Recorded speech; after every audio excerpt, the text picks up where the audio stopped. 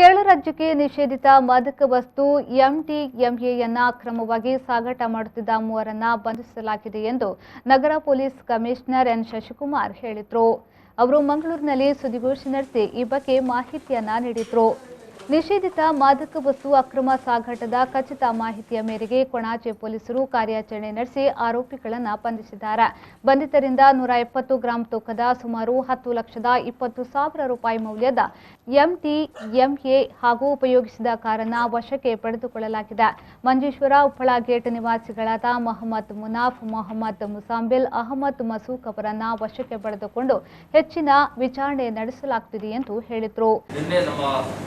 ಮಂಗಳೂರು ನಗರ commissionerate ವ್ಯಾಪ್ತಿಯಲ್ಲಿರೋ Konaje police ಠಾಣೆಯ ಅಧಿಕಾರಿ ಮತ್ತು ಸಿಬ್ಬಂದಿಗಳು ಹಾಗೂ ಸಿಸಿಬಿ ಅಧಿಕಾರಿ ಸಿಬ್ಬಂದಿಗಳು ಕೇರಳ ಮೂಲದ 3 ಜನ ಆರೋಪಿತರನ್ನು ವಶಕ್ಕೆ ತಗೊಂಡು ವಿಚಾರಣೆಗೆ ಒಳಪಡಿಸಿದ ಸಂದರ್ಭದಲ್ಲಿ ಬೆಂಗಳೂರಿಂದ ಕೇರಳದ ಉಪ್ಪಳ, ಮಂಗಳೂರು ಮತ್ತು ಕೇರಳದ ಕಾಸರಗೋಡು ಭಾಗದಲ್ಲಿ ಎಂಡಿಎಂಎ ಅಂದರೆ ಮಿಥೈಲಿನ್ ಡಯಾಕ್ಸಿ ಮೆಥಾಂಫೆಟಮಿನ್